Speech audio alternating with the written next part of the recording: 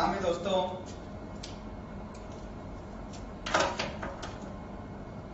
वर्णमाला।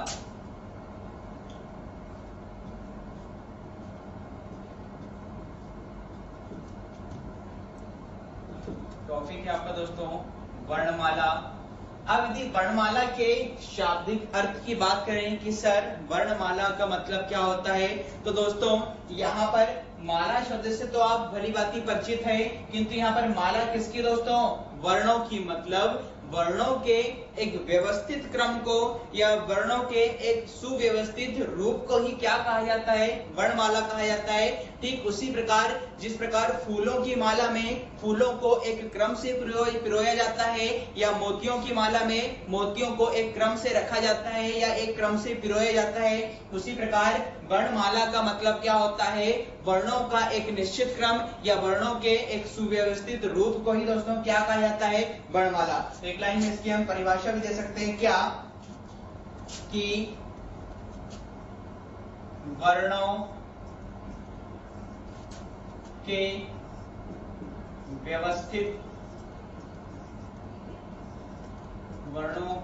व्यवस्थित या वर्णों का व्यवस्थित क्रम।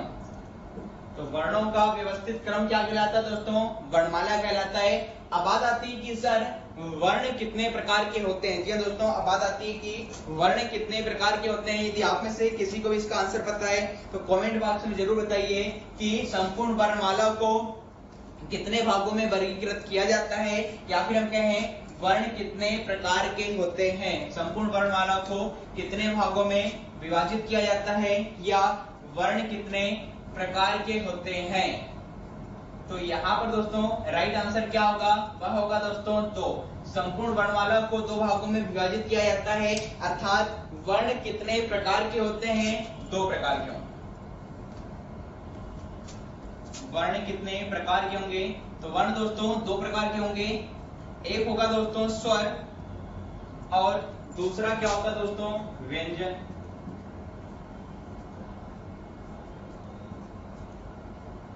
तो दो प्रकार के वर्ण होंगे, एक क्या होगा दोस्तों? स्वर होगा, दूसरा क्या होगा? व्यंजन होगा। ध्यान से हर एक बिंदु को दोस्तों समझते चलिएगा। आज मैं स्वर या व्यंजन के ऐसे तथ्य बताऊंगा, ऐसी परिभाषा बताऊंगा कि इससे पहले कभी आपने नहीं पढ़ी होगी। क्यों? क्योंकि परिभाषा दोस्तों कोई भी रट लेगा। परिभाषा किसी भी व्यक्ति या विद्यार्थी के द्वारा रटी जा सकती है, किंतु वास्तविक रूप में स्वर की परिभाषा क्या होगी, व्यंजन की परिभाषा क्या होगी, इसके पीछे क्या कॉन्सेप्ट है, इसके पीछे क्या गहराई है, उस गहराई तक मैं आपको लेकर चलूंगा कि वास्तव में स्वर क्या होता है और वास्तव में व्यंजन क्या होता है। तो फिलहाल यदि बात करूं स्वर या व्यंजन की, दो प्रकार के वर्ण होते हैं दोस्तों। इसी स्वर को संस्कृत भाषा में अच् कहा जाता है। क्या? इसी स्वर शब्द को, इसी स्वर को संस्कृत भाषा में क्या कहा जाता है? अच् कहा जाता है। और व्यंजन को दोस्तों हल कहा जाता है। तो संस्कृत भाषा में स्वर को अच् के नाम से भी जाना जाता है और व्यंजन को हल के नाम से जाना जाता है। अब बात करें स्वर क्या होते हैं या व्यंजन क्या होते हैं। तो दोस्तों जो स्वर होते हैं वह कैसे होते हैं? स्वतंत्र होते हैं। स्वर कैसे होते हैं दोस्तों? स्वतंत्र होते हैं। और व्यंजन कैसे होते हैं दोस्तों? स्वतंत्र नहीं होते।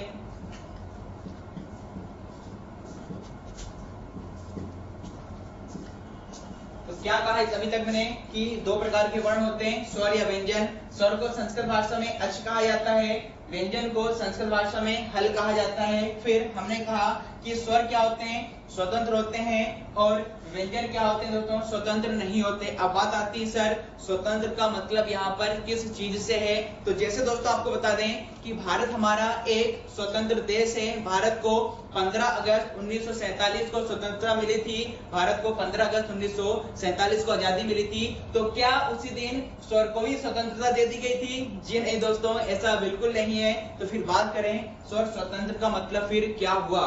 दोस्तों आपकी जानकारी के लिए बता दूं कि जब हम किसी ध्वनि का उच्चारण करते हैं, जब भी हम किन्हीं वर्णों का उच्चारण करते हैं, तो हमारे मुख से आवाज निकलने के साथ साथ हवा या वायु भी निकलती है। क्या कह रहा हूं कि जब हम किसी ध्वनि का उच्चारण करते हैं, जब हम किसी वर्ण का उच्चारण करते हैं, तो हमारे मुख से आवाज या साउंड निकलने के साथ साथ हवा या वायु भी निकलती है और उस हवा या वायु को एक नाम दिया जाता है, वह क्या दोस्तों, प्राण वायु। वह क्या दोस्तों, आपका प्राण वायु।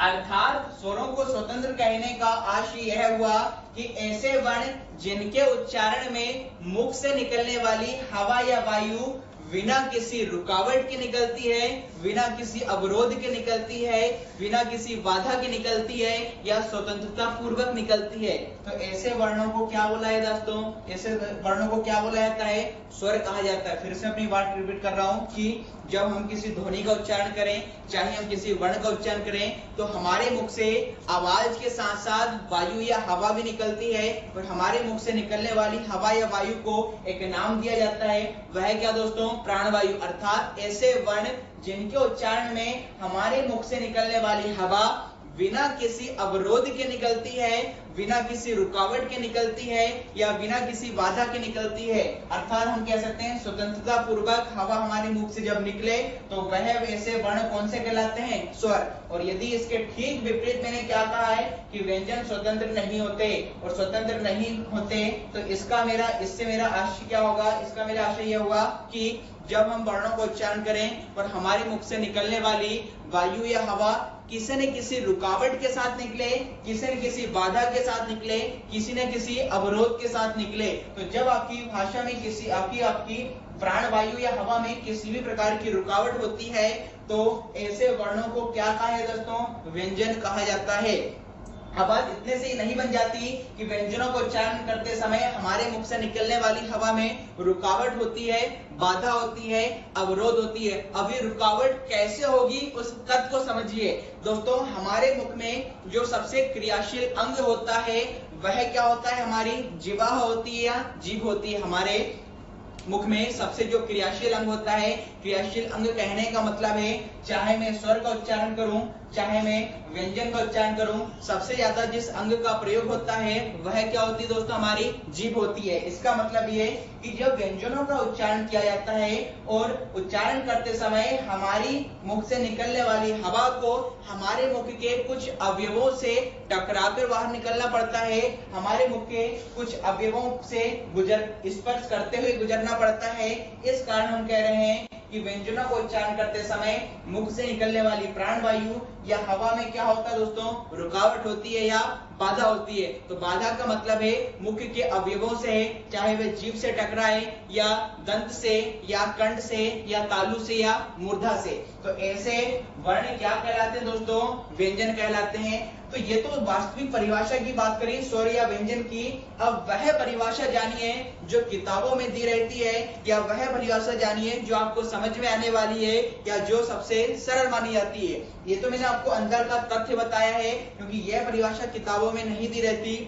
और परिभाषा क्या है कि स्वर को स्वतंत्र कहने का मतलब है कि जब किसी वर्णों को उच्चारण करते समय मुख से निकलने वाली हवा बिना किसी रुकावट के निकले, बिना किसी बाधा के निकले, बिना किसी अवरोध के निकले, तो ऐसे वर्ण क्या कहलाते हैं, स्वर। और जिन वर्णों के उच्चारण में हवा रुकावट के साथ निकलती है, अवरोध के साथ निकलती है, बाधा के साथ निकलती है, उसे क्या कहा जाता है, व्यंजन कहा जाता है। अब मैं आपको सबसे सरल परिभाषा दे रहा हूं स्वर और व्यंजन की, जो किताबों में आपकी दी रहती है। क्या कि स्वर स्वतंत्र कहने का मतलब है ऐसे वर्ण जो स्वतंत्रता पूर्वक उच्चारित होते हैं या जिनके उच्चारण करने के लिए हमें किसी अन्य वर्ण की आवश्यकता नहीं होती है, या जिनके उच्चारण करने के लिए दूसरे वर्णों की सहायता नहीं ली जाती है, ऐसे वर्ण तो क्या कहलाते हैं दोस्तों, स्वर कहलाते हैं। और व्यंजन की परिभाषा क्या होगी दोस्तों, कि स्वर की सहायता से बोले जाने वाले वर्ण क्या कहलाते हैं दोस्तों, व्यंजन कहलाते हैं। इस प्रकार हम लिख सकते हैं कि स्वर को स्वतंत्र कहने का मतलब है कि ऐसे वर्ण जिनको बोलने के लिए अन्य वर्णों की आवश्यकता नहीं होती, जिनको बोलने के लिए अन्य वर्णों की आवश्यकता नहीं होती है, वह क्या कहलाते हैं दोस्तों, स्वर कहलाते हैं। और व्यंजन की परिभाषा क्या होगी कि स्वर की सहायता से बोले जाने वाले, स्वर की सहायता से बोले जाने वाले वर्ण दोस्तों क्या कहलाते हैं? व्यंजन कहलाते हैं। संस्कृत में स्वर की परिभाषा ही दी गई है। संस्कृत में स्वर का एक सूत्र दिया जाता है क्या कि स्वयं राजन्ते इति स्वरः, स्वयं राजन्ते इति स्वरः, अर्थात स्वतंत्र रूप से उच्चारित ध्वनियों या वर्णों को ही क्या बोला जाता है? स्वर। यदि संस्कृत भाषा की बात करें तो संस्कृत भाषा में स्वर के लिए एक सूत्र दिया जाता है क्या? स्वयं राजन्ते, स्वयं राजन्ते इति स्वरः। तो इसका मतलब ही होता है कि स्वतंत्र रूप से उच्चारित वर्णों को क्या बोला जाता है? स्वर बोला जाता है। और स्वर की सहायता से बोले जाने वाले वर्णों को क्या बोला जाता है? व्यंजन बोला जाता है। अब अगले तथ्य हम बात करें स्वर के बारे में। आपकी परीक्षाओं में कई बार पूछ लिया जाता है कि बताइए स्वरों की कुल संख्या है। ये आपके कई बार एग्जामों में पूछा गया है क्या कि स्वरों की कुल कितनी संख्या होती है? तो आपने देखा होगा दोस्तों, आपको ऑप्शन में कई बार दिया रहता है, ऑप्शन में 10, 11, 12, 13, 10, 11, 12, 13। तो मुझे बताइए स्वरों की कुल संख्या कितनी होती है? स्वरों की कुल संख्या कितनी होती है? तो यहाँ पर दोस्तों जो राइट आंसर होगा, स्वरों की कुल कितनी संख्या होगी दोस्तों? 11। स्वरों की जो कुल संख्या होती है वह कितनी होगी दोस्तों? 11। तो 11 आपकी स्वरों की संख्या कहां पर होती है दोस्तों? हिंदी में। यदि आपसे ऐसा पूछा जाए कि हिंदी में स्वरों की कुल संख्या कितनी होती है तो वह तो दोस्तों कितनी होती है आपकी? 11। और 11 स्वर कौन कौन से होंगे दोस्तों? अ, आ, ई, दीर्घ ई, उ, दीर्घ उ, री, ए, ऐ, ओ और औ। तो ये दोस्तों आपके 11 जो आपके स्वर होते हैं वह हिंदी में होते हैं। अब आपने देखा होगा कई बार दोस्तों कि जब बचपन में हम इन स्वरों को पढ़ा करते थे तो अंत में दो ध्वनि और लिखा करते थे। कौन कौन सी? अंग की और आहा की। या दोस्तों जब बचपन में आपने इन स्वर ध्वनियों को पढ़ा होगा तो किताबों में आपको अंत में ये दो ध्वनि को भी सुनने को आपको मिला होगा। कौन कौन सी? अंग और हा को। अब कई किताबों में इन्हें शामिल कर दिया जाता है और कह दिया जाता है कि स्वरों की कुल संख्या कितनी होती है दोस्तों? 13 होती है। तो आपकी जानकारी के लिए बता दूं, स्वरों की कुल संख्या कितनी होती है? 11। एग्जाम में आपको 11 ही लगाकर आना है। अब बात आती है कि इन दो ध्वनियों को मैं स्वर क्यों नहीं मान रहा हूं, इनके पीछे क्या कारण है उस तथ्य को जानिए। दोस्तों इन दोनों ध्वनियों को हम स्वर नहीं कह रहे हैं क्योंकि ये स्वर होते ही नहीं है। इनका जो नाम होता है वह क्या होता है दोस्तों? अयोग्य वाह। क्या दोस्तों इन दोनों ध्वनियों को क्या बोला जाता है? अयोग्य वाह। इन दोनों ध्वनियों को क्या बोला जाता है दोस्तों? अयोग्य वाह बोला जाता है। अब रटने की आवश्यकता नहीं है, रटने से आपकी समस्या का समाधान नहीं होने वाला। इन दोनों ध्वनियों को मैंने स्वरों में शामिल नहीं किया। क्यों? क्योंकि मैंने कहा है इन दोनों ध्वनियों को क्या बोला जाता है? अयोग्य वाह बोला जाता है। और अयोग्य वाह का मतलब क्या है उस तत्व को जानिए। दोस्तों अयोग्य वाह शब्द आपके 3 पदों का योग है। क्या दोस्तों? अयोग्य वाह आपके 3 पदों का योग है। कौन कौन सा? अ प्लस योग प्लस वाह। अयोग्य वाह आपके 3 पदों का योग है। वह कौन कौन से दोस्तों? आ धन योग धन वाह। अब हम सभी को पता है क्या कि आ उपसर्ग का अर्थ, आ उपसर्ग का प्रयोग मैं हमेशा किस संदर्भ में करता हूं दोस्तों? नहीं के संदर्भ में करता हूं। और योग का मतलब यहाँ पर दोस्तों किससे? जुड़कर। और वाह का मतलब क्या हो दोस्तों? अर्थ वहन करना। वाह का अर्थ क्या होता है दोस्तों? वहन करना। इसका मतलब है अयोग्यवा का शाब्दिक मतलब क्या होता है कि ऐसे वर्ण जो जुड़कर अर्थ वहन नहीं करते। अयोग्यवा की परिभाषा क्या होगी शाब्दिक? ऐसे वर्ण जो जुड़कर अर्थ वहन नहीं करते वही दोस्तों क्या कहलाते हैं? अयोग्यवा कहलाते हैं। अब बात आती है सर किसके साथ जुड़कर अर्थ वहन नहीं करते? तो दोस्तों जो अयोग्यवा आपके वर्ण होते हैं ये व्यंजनों के साथ जुड़कर अर्थ वहन नहीं करते। ये किसके साथ जुड़कर अर्थ वहन नहीं करते? तो यह दोस्तों व्यंजनों के साथ जुड़कर अर्थ वहन नहीं करते। अर्थात मैं निष्कर्ष पे कह सकता हूं कि इन दोनों ध्वनियों का प्रयोग कभी भी व्यंजनों के साथ नहीं किया जाता है। इनका प्रयोग हमेशा स्वर के साथ होता है। क्या बोल रहा हूं? इन दोनों ध्वनियों का प्रयोग व्यंजनों और ल में री की मात्रा लगाने से क्या बन जाता है? री। इसका प्रयोग संस्कृत के धातु रूप में किया जाता है।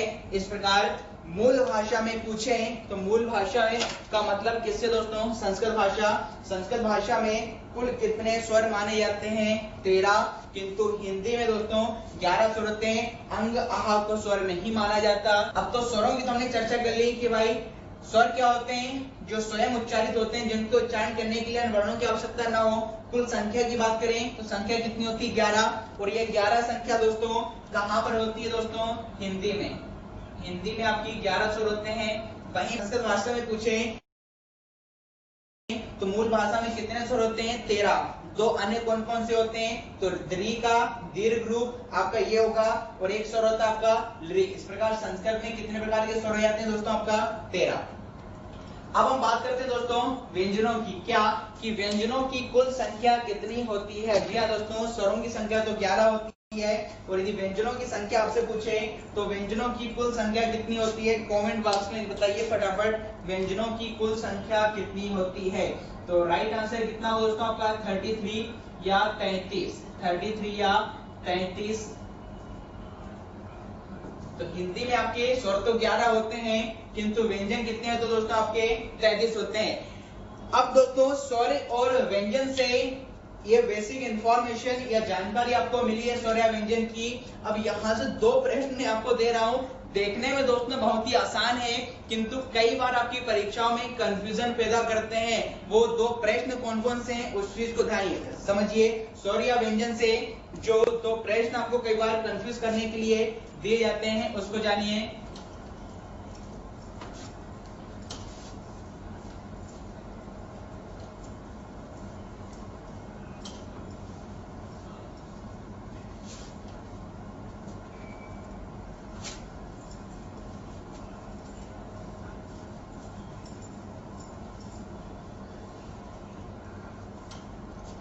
चलिए अब प्रश्न मैं आपको दे रहा हूं दोस्तों, ध्यान से देखिए। पहला प्रश्न आपको जो दिया जाता है कंफ्यूज करने के लिए वह क्या है कि एक प्रश्न आपको दे दिया गया है का में हलंत लगा हुआ है और आपसे पूछा है यह है डैश डैश खालिस्तान है और आपको ऑप्शन भी देकर रखे हैं यहाँ पर। क्या पहला ऑप्शन है ध्वनि, दूसरा ऑप्शन है आपका वर्ण, तीसरा ऑप्शन है दोस्तों अक्षर और चौथा ऑप्शन है दोस्तों व्यंजन। तो यह दो प्रश्न देखो दोस्तों जो मैं दे रहा हूं आपको, ये देखने में जरूर आसान है किंतु कई बार कंफ्यूजन पैदा करते हैं। किंतु आपको कंफ्यूज नहीं होना है, पर उससे पहले आपको इन दोनों प्रश्नों का आंसर देना है। दूसरा प्रश्न है कि का खालिस्तान है और यहाँ पर भी दोस्तों आपको चार वही ऑप्शन दिए गए हैं। कौन कौन से? ध्वनि, वर्ण, अक्षर और व्यंजन। तो ये दो प्रश्नों का दोस्तों आंसर बताइएगा। जो लोग समझते हैं हिंदी तो काफी आसान है, हिंदी तो क्या है किसी किताब मार्केट से ले आइए और पढ़ लीजिए, आपको ऐसा लगेगा कि भाई एसआई में आपके 70 में 70 नंबर आ जाएंगे। किंतु दोस्तों मेरी क्लास में मैं हर एक बिंदु पर समय जरूर अधिक लेता हूँ किंतु हर एक तत्व को बारीकी से बताता हूँ। इन नोट्स यदि आप पढ़कर चले जाएं तो ये दावा है मेरा आपका एमपीएसआई में 70 में से 70 नंबर लाने पर आपको कोई व्यक्ति या कोई पर्सन आपको नहीं रोक सकता। फिलहाल इन दो प्रश्नों पर हम वार्ता कर रहे हैं, मुझे इसका आंसर दीजिए। आज आपके ज्ञान ज्ञान की परीक्षा दोस्तों कि आपने कितनी अच्छी हिंदी मुझसे सीखी है, या हिंदी भाषा या व्याकरण या स्वर व्यंजन जितनी भी मैंने चर्चा की है। मैं आपको ध्वनि पर भी चर्चा कर चुका हूँ, अक्षर को भी डीप में बता चुका हूँ, वर्ण और व्यंजन। यहाँ पर ऐसा कोई भी तथ्य नहीं है चारों ऑप्शन में से जिस पर मैंने गहराई से चर्चा ना की हो। अब मुझे इन दोनों प्रश्नों का आंसर बताइए। ख खालिस्तान है, वर्णांतर है, यहाँ पर हलंत लगा हुआ है, और दूसरे प्रश्न में का में हलंत हटा कर दिया है। इन दोनों ही क्वेश्चनों का आंसर दीजिए। आज आपकी ज्ञान की परीक्षा है कि आप कितना अच्छा हिंदी जानते हैं। और ये दोनों प्रश्न दोनों कई बार परीक्षा में कंफ्यूजन पैदा करने के लिए दिए जाते हैं, और एक एक क्वेश्चन पे दोस्तों क्या है, कॉम्पिटिशन से दोस्त 1.5 लाख या 2 लाख लोग क्या है बाहर हो जाते हैं। एक एक नंबर आपका काम का है। तो कमेंट बॉक्स में बताइए इनका आंसर क्या होगा।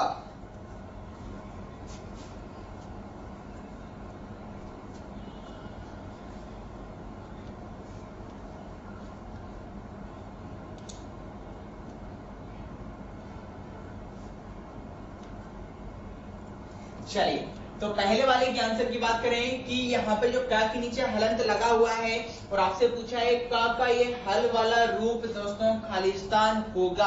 ऑप्शन थे आपके पास ध्वनि, आपके पास थे अक्षर, वर्ण और व्यंजन। तो यहाँ पर देखो राइट आंसर दोस्तों क्या होगा, उस तत्व को जानिए। बताइए, का में हलंत लगा हुआ है, यह का में जो का जो हल वाला रूप है यह ध्वनि हो सकता है क्या? ध्वनि तो हो ही नहीं सकता। क्यों? क्योंकि हमने कहा है ध्वनि तो दोस्तों भाषा की सबसे मौखिक इकाई होती है। जब आपसे कोई मौखिक रूप से प्रश्न करता है तब जाके आंसर क्या होता है, ध्वनि होता है। किंतु यहाँ पर प्रश्न मैंने कैसा दिया आपको दोस्तों, लिखित रूप से दिया है, और यदि प्रश्न लिखित रूप से है तो क्या आंसर ध्वनि हो सकता है क्या? जी बिल्कुल नहीं। तो यहाँ पर आपका ध्वनि क्या होगा दोस्तों, गलत होगा। अब बात आती है क्या कि क्या यह अक्षर होगा?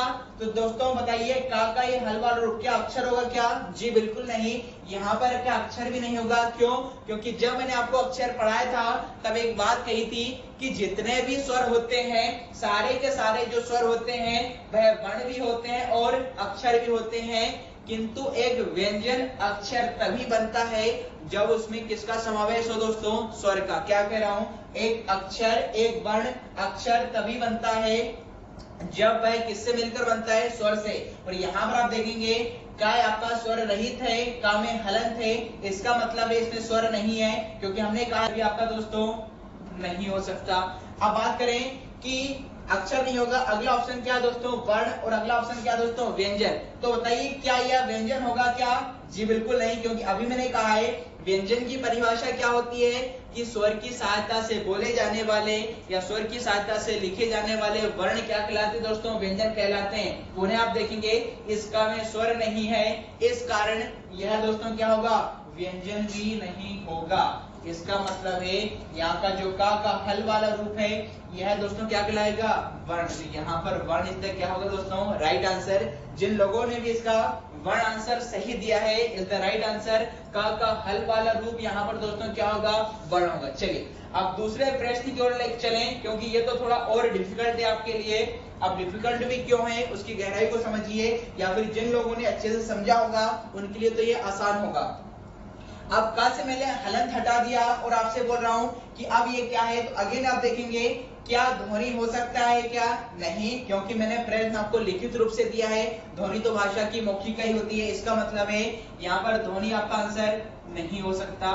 अब बात करें कि क्या यह अक्षर हो सकता है, क्या यह वर्ण हो सकता है, क्या यह आपका व्यंजन हो सकता है? तो यहाँ पर ध्यान दीजिएगा दोस्तों कि इस स्थिति में आपका जो का जब हलंत रूप हो तो ऐसी स्थिति में वैसे तो आंसर इसका अक्षर भी सही होगा, वैसे तो इसका आंसर व्यंजन भी सही होगा, और वैसे तो आंसर इसका क्या होगा दोस्तों, वर्ण भी सही होगा। मतलब वर्ण भी इसका आंसर सही है, अक्षर भी सही है, व्यंजन भी सही है। किंतु जब इस प्रकार की परिस्थिति आ जाती है तो सबसे निकटतम आंसर कौन सा होगा?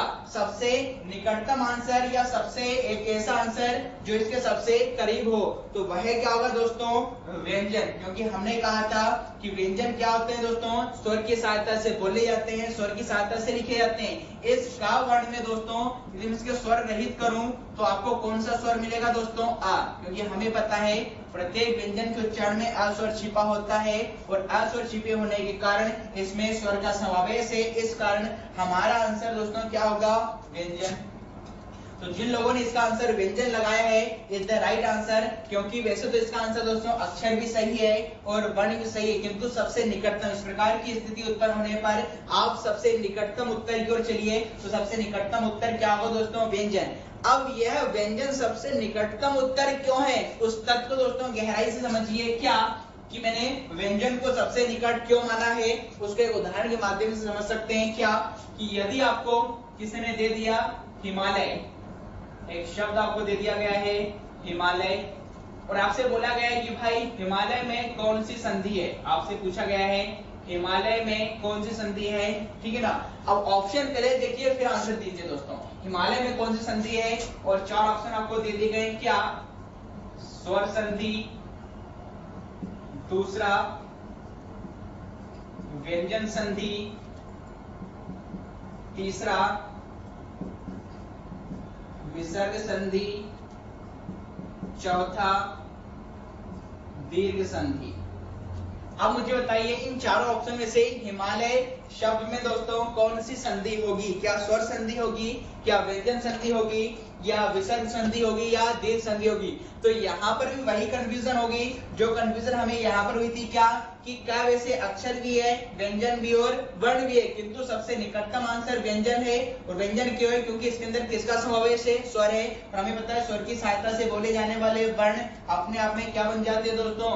व्यंजन बोलते हैं, बोले जाते हैं। ठीक उसी प्रकार हिमालय शब्द में आप बात करें, देखो व्यंजन तो हो नहीं सकता और विसर्ग आपका हो नहीं सकता। हिमालय शब्द में संधि कौन सी दोस्तों? स्वर संधि भी है और कौन सी है? दीर्घ संधि भी है। किंतु सबसे निकटतम की बात करूं कि स्वर संधि के भी कितने भेद होते हैं? 5 होते हैं। उन 5 रूपों में से एक रूप आपको ऑप्शन में दिया गया है, वह क्या है दोस्तों? दीर्घ। तो दीर्घ संधि में आपके यहाँ पर इसका संधि विच्छेद क्या होगा? हिमधन आलय, हिमधन आलय। तो यहाँ पर मां में आप देखेंगे क्या है? आ है, और यहाँ पर दोस्तों क्या है? आ है। तो आ प्लस आ मिलकर क्या बन जाएगा? दीर्घ आ बन जाएगा। तो हिमधन आलय बराबर दोस्तों बड़ा क्या बन जाएगा? हिमालय। इसका मतलब है स्वर संधि भी आंसर सही था, किंतु सबसे निकटतम की बात करें तो स्वर संधि में भी यह कौन सी संधि का उदाहरण है दोस्तों? आपके दीर्घ स्वर संधि का उदाहरण है। तो ऐसी स्थिति में आप हमेशा घबराने की आवश्यकता नहीं है। अदरवाइज आप सोचें कि एग्जामिनर ने या परीक्षा जिसने पेपर बनाया है उसने क्वेश्चन ही गलत दे दिया। ये दोनों ही प्रश्न आपके बिल्कुल सही हैं। सिर्फ फर्क इतना है कि या तो हमें ज्ञान कम है, या फिर हमने जिन किताबों से पढ़ा है उनमें पूर्ण तरीका या पूर्ण तरीके से आपको समझाया नहीं गया है। तो आई होप आपको समझ में आ चुका होगा कि इन दोनों का आंसर यहाँ पर वर्ण ही क्यों होगा और यहाँ पर व्यंजन ही क्यों होगा। अब दोस्तों कुछ तथ्य आपको स्वर या व्यंजन से जो समझते हैं वो ध्यान देंगे। अब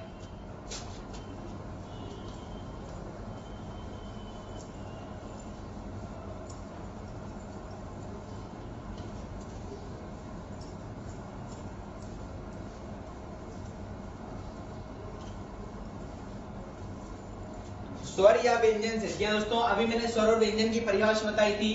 अब स्वर और व्यंजन से, स्वर और व्यंजन से जो कुछ तथ्य आपको ध्यान में रखने हैं वह क्या है जानिए। पहला आपको तथ्य याद रखना है दोस्तों स्वर या व्यंजन से, क्या कि प्रत्येक व्यंजन के उच्चारण में दोस्तों कौन सा स्वर छिपा होता है? आ। ये आपको बेसिक सा पता है। क्या प्रत्येक व्यंजन के उच्चारण में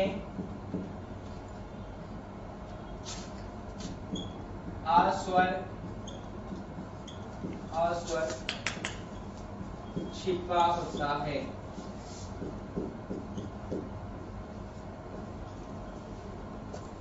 प्रत्येक स्वर के उच्चारण में दोस्तों आ स्वर छिपा होता है। दूसरा तथ्य आपको स्वर या व्यंजन से जो याद रखना है, यदि आपसे एग्जाम में कभी पूछ लिया जाए क्या कि स्वर और व्यंजनों की कुल संख्या कितनी होती है, स्वर और व्यंजनों की कुल संख्या कितनी होती है, यदि आपसे पूछ लिया जाए स्वर और व्यंजनों की कुल संख्या कितनी होती है, तो यहाँ पर कमेंट बॉक्स में बताइए स्वर और व्यंजनों की कुल संख्या कितनी होगी।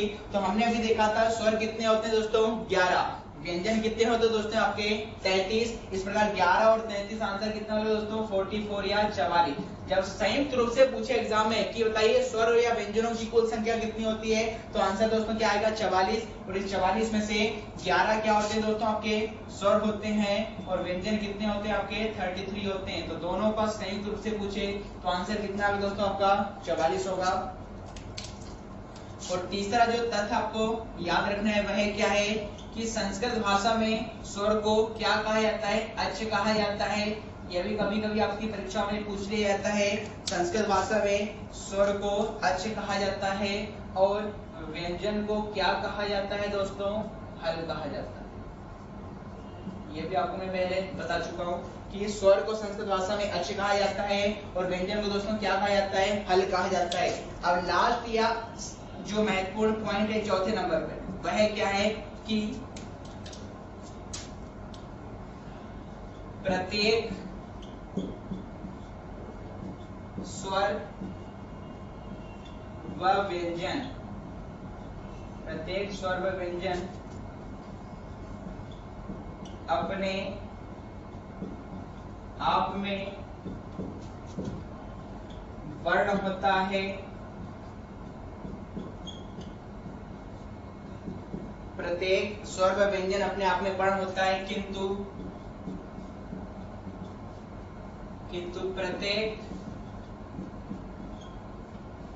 वर्ण स्वर या व्यंजन नहीं होता।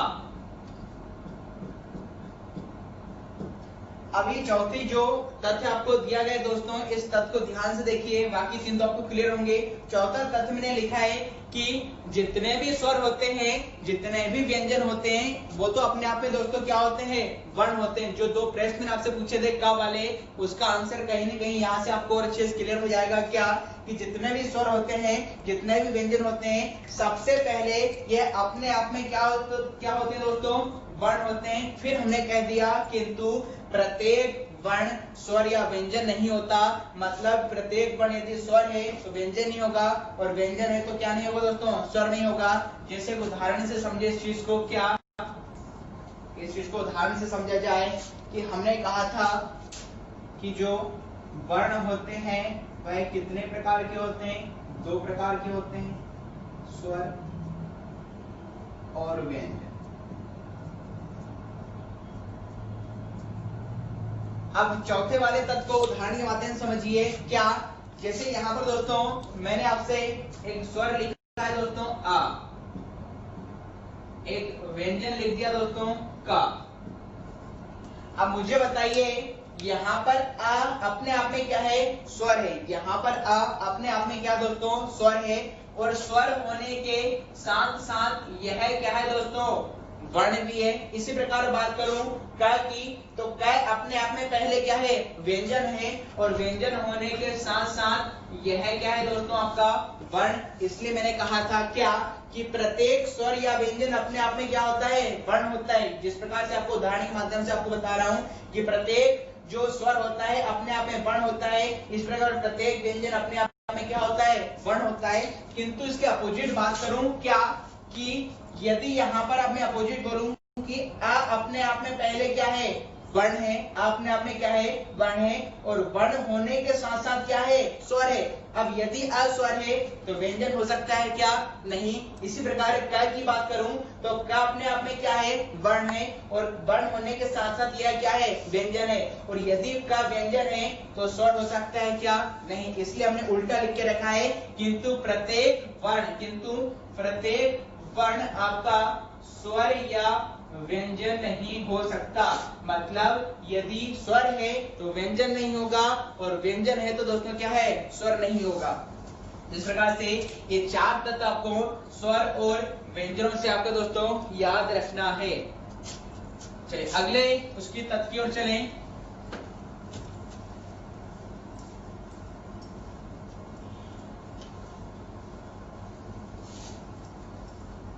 तो अभी हमने दोस्तों वर्णमाला में देखे कि वर्णमाला में दो प्रकार के आपके वर्ण होते हैं, स्वर या व्यंजन। स्वर और व्यंजन की हमने परिभाषा देखी और स्वर और व्यंजन से हर एक बिंदु को हमने गहराई से डिस्कस किया है। अब बात आती है क्या कि वर्णमाला में कुल कितने वर्ण होते हैं। वर्णमाला में कुल कितने वर्ण होते हैं। वर्णमाला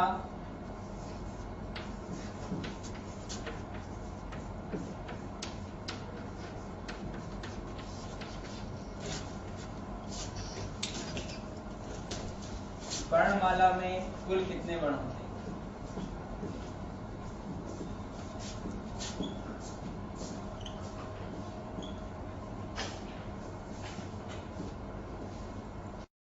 तो दोस्तों वर्णमाला की हम बात करें कि वर्णमाला में कुल कितने वर्ण होते हैं, तो कमेंट बॉक्स में बताइए कि वर्णमाला में कुल कितने वर्ण होते हैं। राइट आंसर क्या होगा 52। जी हाँ दोस्तों, वर्णमाला में कुल कितने वर्ण होते हैं आपका 52।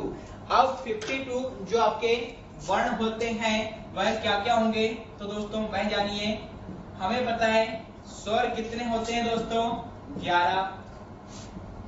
वही बात करें व्यंजन की, तो व्यंजन कितने होते हैं दोस्तों आपके 33। अगला बात करें संयुक्त व्यंजन। अगला हम बात करें संयुक्त व्यंजन। बताइए दोस्तों संयुक्त व्यंजनों की संख्या क्या होती है। संयुक्त व्यंजनों का मतलब है जिनकी संरचना दो वर्णों से होती है वह दोस्तों संयुक्त व्यंजन कहलाते हैं। और संयुक्त व्यंजन कितने होते हैं आपके 4, जिसमें आपको पता होगा छत्री का होता है, त्रा होता है, ज्ञानी का होता है। तो संयुक्त व्यंजन कितने होते हैं दोस्तों आपके 4 होते हैं। अगला हम बात करें द्विगुण व्यंजन। अगला हम बात करें द्विगुण व्यंजन। तो व्यंजनों से तो दोस्तों हमने स्वर और व्यंजन से जुड़े कुछ तथ्य आपके देखे। अब इससे आगे का अगली क्लास में पढ़ेंगे स्वरों का वर्गीकरण। आज की क्लास के लिए इतना ही। थैंक यू, जय हिंद।